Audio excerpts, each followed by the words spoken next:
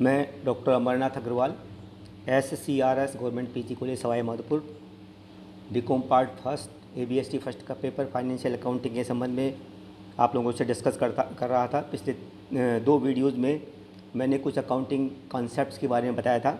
Next accounting concept आज ले रहा हूँ मैं, लेखा अवधि अवधारणा, अकाउंटिंग पीरियड कॉन्सेप्ट। फ्रेंड्स, मैंने एक अकाउंटिंग कॉन्सेप्ट बताया था पहले, गोइंग कंसर्न कॉन्सेप्ट, यानी निरंतरता की अवधारणा। यानी उस अवधारणा के तहत मैंने ये बताया था आपको कि हम बिजनेस को, व्यापार को हमेशा के लिए स्थापित करना मानते हैं, यानी वो कभी बंद नहीं होगा। तो अब प्रॉब्लम ये आती है कि यदि हम ये मान के चलते हैं कि व्यापार कभी बंद नहीं होगा, तो फिर उसकी प्रॉफिटेबिलिटी की गणना कैसे की जाए, उस व्यवसाय से हमें लाभ हो रहा है या हानि हो रही है, इसके बारे में जानकारी हमें कैसे मिले।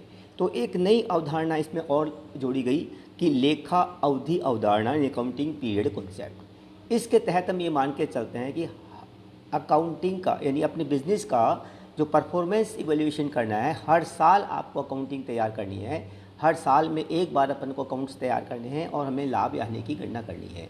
तो इस अकाउंटिंग कॉन्सेप्ट के तहत हम एवरी ईयर, वो फाइनेंशियल ईयर भी हो सकता है या फिर कैलेंडर ईयर भी हो सकता है। नॉर्मली आजकल हम फाइनेंशियल ईयर यानी 1 अप्रैल से और 31 मार्च तक के पीरियड को ही फाइनेंशियल मान के चलते हैं और उसके हिसाब से लेखा अवधि का इस एक साल में, यानी 1 अप्रैल से 31 मार्च के बीच में यदि हमने फाइनेंशियल ईयर को ऑप्ट किया है अकाउंटिंग पीरियड के पॉइंट ऑफ व्यू से, तो इस पीरियड में लाभ आने की क्या गणना हुई है, ये कॉन्सेप्ट ये बताता है। एक नेक्स्ट अपन लेते हैं उपार्जन की अवधारणा, अक्रूवल कॉन्सेप्ट। देखिए, वैसे एक मैचिंग कॉन्सेप्ट भी बताया था, उसमें भी लगभग यही चीज़ थी, और इसमें ये कहता है अक्रूवल यानी कोई एक्सपेंडिचर यदि देय हो गया है, यानी उसका पीरियड ड्यू हो गया है देने के लिए, लेकिन अभी भुगतान नहीं किया हमने, तो जिस फाइनेंशियल ईयर में, जिस वित्तीय वर्ष में वह एक्सपेंडिचर देय हुआ है भुगतान के लिए, उसी वर्ष का एक्सपेंसेस माना जाएगा, और जो जिसका पेमेंट नहीं हुआ है उसको हम आउटस्टैंडिंग मान के उसकी कोई एडजस्टमेंट एंट्री करेंगे।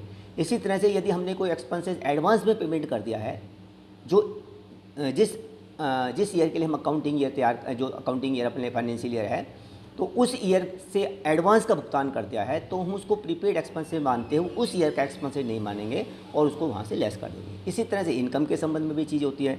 तो जो जिस अवधि का एक्सपेंडिचर है उस अवधि में दिखाएंगे, चाहे हम उसको पेमेंट किया है नहीं है। यदि एडवांस पेमेंट किया है तो उसको वहाँ से हम उसको लेस कर देंगे, यानी प्रीपेड एक्सपेंस मानते हुए उसको नेक्स्ट ईयर के लिए अपन ले जाएंगे। अब हम कुछ अकाउंटिंग कन्वेंशंस की बात कर रहे हैं। अभी तक तो मैंने अकाउंटिंग कॉन्सेप्ट डिस्कस किया था, अकाउंटिंग कन्वेंशंस। इसमें ये इसका मतलब है कि जो परंपराएं, जो बिजनेस में जो परंपराएं पिछले काफ़ी सालों से चल रही हैं, उनको हम निभाते हुए आ रहे हैं। उसमें कोई अकाउंटिंग रूल्स नहीं बनते हैं, लेकिन ये परंपरा है, उसके हिसाब से आपको काम करना पड़ता है।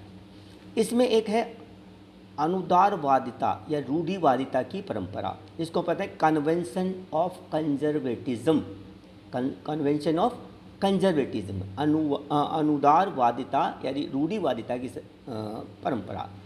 इसके तहत हम ये मान के चलते हैं कि बिजनेस में हम फ्यूचर के लॉसेस को तो एंटिसिपेट कर सकते हैं, लेकिन फ्यूचर की इनकम्स को एंटिसिपेट नहीं कर सकते। यानी एंटिसिपेट करने का मतलब यह है कि यदि हमने फ्यूचर में कोई इनकम होने वाली है तो उसका हम कोई एडजस्टमेंट नहीं करते, उसका कोई प्रोविज़न नहीं बनाते।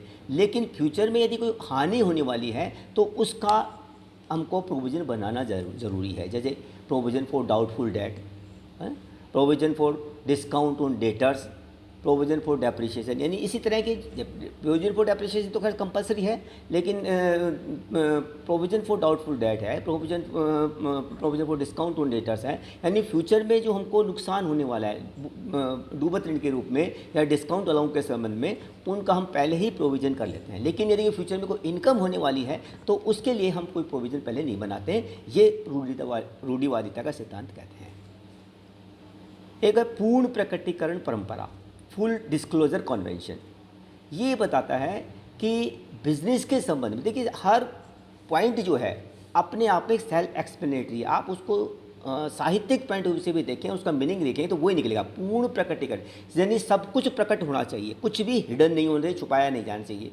यानी बिजनेस के संबंध में यदि कोई भी अपने पास डेटा है, तो चाहे वो मतलब कोई असेट्स से संबंधित है, लाइबिलिटी के संबंध में है, वो सब बैलेंस शीट में आना चाहिए। ऐसा नहीं है कि लाइबिलिटीज़ को हम छुपा लें, यानी भुगतान करना है उनको बैलेंस शीट में शो ही नहीं करें। तो everything about the business should be disclose in the balance sheet, nothing should be hidden. ये एक कन्वेंशन है।